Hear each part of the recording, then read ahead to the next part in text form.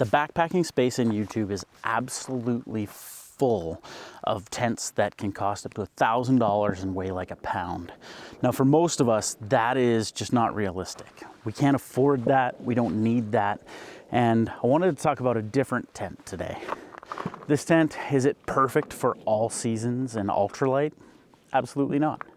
But is it probably the best value for someone who's looking to pick up a solo tent that doesn't necessarily need it for a thru hike or for anything mountaineering based? I think it's probably the best value. I'm in no way affiliated with this group. When you buy this tent, it'll come in this bag. I don't know that you'll ever use the bag, but it comes in it. And it will come with the inner. It will come with the rainfly.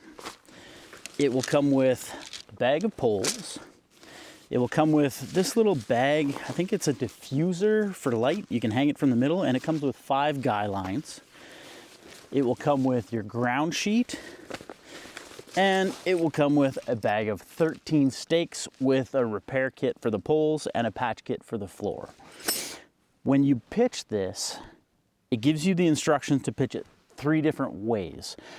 I think the most common way will be with the inner, the fly, and not the ground sheet. It can be pitched with just the ground sheet and the fly, but it requires either the ground sheet or the inner in order to pitch, because in order to get this fly attached, there's a little mechanism that needs to attach to one of those 2. So it won't pitch fly only.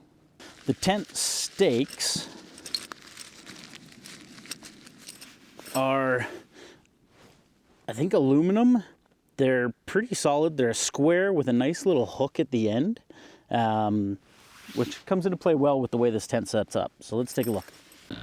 There go the dirt bikes. When you're laying down the inner, you want to make sure that there's a head end and a foot end.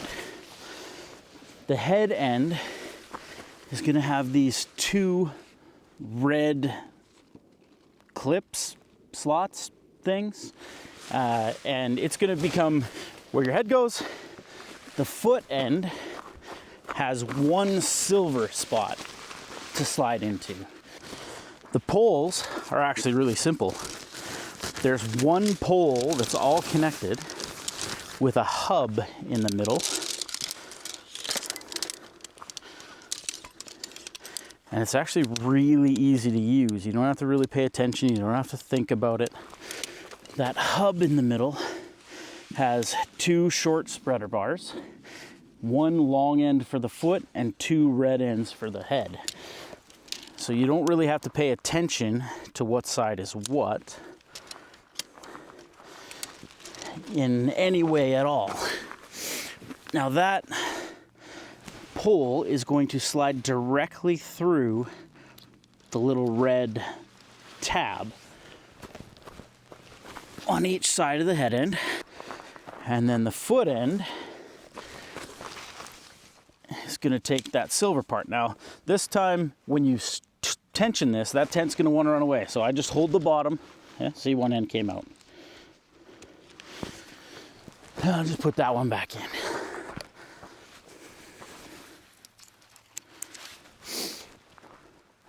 So there's the whole structure of the tent, essentially. Then you're going to clip each one of these onto the tent.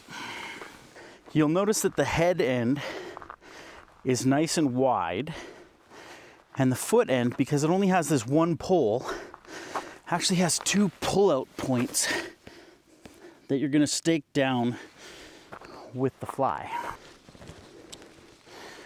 On each of these spreader bars, there's this little black tab that loops over that post.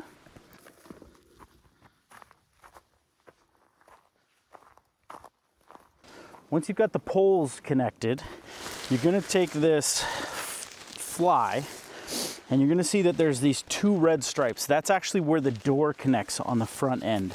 So what I want to do is I want to take that one corner of the door and find where these 2 red straps are with this little plug on the end, and that's actually going to become my head end.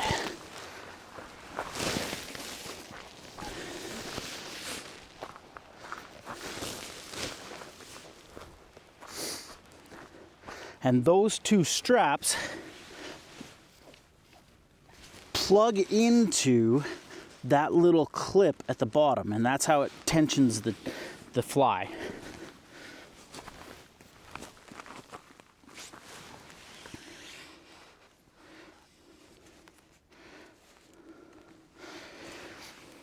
Now at the foot end, there's only the one strap. There's only the one plug. And it does the same thing and slots into the silver end. Now you'll notice that this tent now has this weird shark-like look to it. And that's because we haven't put in any of the stakes just yet. And you're gonna need 8 stakes total for this tent. The first stakes I'm gonna put in are actually at the head end. I'm gonna take this little loop of cord that's on there. I'm gonna pound that stake in. I'm gonna give this one some tension just so that I give the inside of the tent a little bit of area to work with. Now when I'm staking out the foot end, I actually need to pull this piece out from the inside, it's the piece of the inner, as well as the fly. And I wanna actually run this little loop on the fly as well as the tension on the inner, and I want to run that with the line of the tent, with the body of the tent, and give it some tension. Now let's do the same thing on the other side. Now the last two that I want to put in are actually the back and the door. I would also highly recommend at the head end there's this little pull-out. I would use that 100% of the time, because what that will do is it takes this off that bathtub floor of the tent and gives you extra ventilation, and if it is raining, keeps that moisture off of the inside of your tent.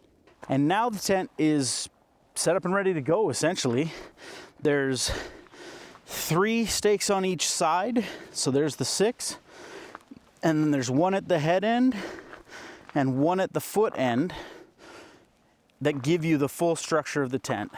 There are also 3 vents on this tent. You'll see them kind of Velcroed in there. And all you do is you take out that Velcro, pull that down, and attach the Velcro to the Velcro tab. And that gives you this nice big vent on the inside of the tent.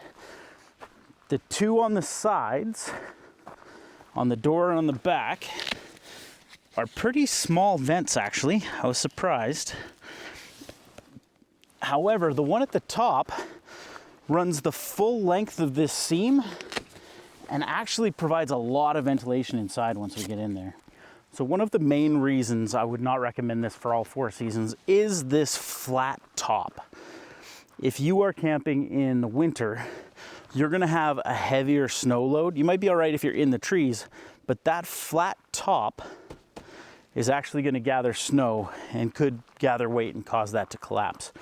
I think the other reasons that I think this is not the perfect ultralight tent, or the reasons that it's a budget tent and the way that they get away with that, is really because of the materials. Now this is made of nylon, which is not sil poly, and it is not Dyneema. The main difference there is that nylon, when it gets wet, will absorb the moisture and stretch. Now 95% of the time, that's not going to be a problem. And the 5% of the time that it is a problem for you and you're out camping, all you need to do is tension the tent more after it's set up. So I don't see that as a con for this tent, because it makes the price point really nice. The last reason I think this is cheaper than a lot of the other expensive tents is because of the poles. They're aluminum poles, not carbon fiber, so they're a little bit heavier. And this configuration of the tent with the poles, the inner, and the fly is gonna be only 2.5 pounds. So this, I think, is pretty much the essential setup, or the basic setup for how you would use this tent if you were doing this. The unique thing that I like about this tent is, even though these sides are like barn doors, and I wouldn't trust them in a huge windstorm, the design of this also has this weird single pole spot right here. And that single pole design means that that end will shed wind like crazy. So the ability for this tent to take that wind and split it is actually pretty cool. Because if you're in high winds, you can move this tent and set it up so that it's catching a good line for whatever wind you're in. Now, if you're in a bowl and it's circling, you're probably not going to get that. Now, opening this tent up, you have two zippers, one on either side of the door. And you can open them both up very easily, which is quite nice. There is a mod you can do, or a hack or whatever, where you can attach a trekking pole and you can actually do this in like a porch mode.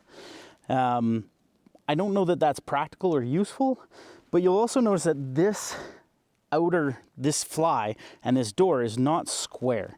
It's wider at the bottom than it is at the top. The only reason I mention that is because when you roll this tent up, if you roll this door up so that you get all the ventilation and you want to see the sun or wake up or whatever, that is going to hang out. So what I've done to eliminate that is I've just collapsed this in half and then scrunched it together and then rolled it up. And that allows me to just use one of these toggles up top to attach that door, and it keeps that extra bit of material that would have been outside that clip out of the way. Now let's throw a sleeping pad in and see how this does.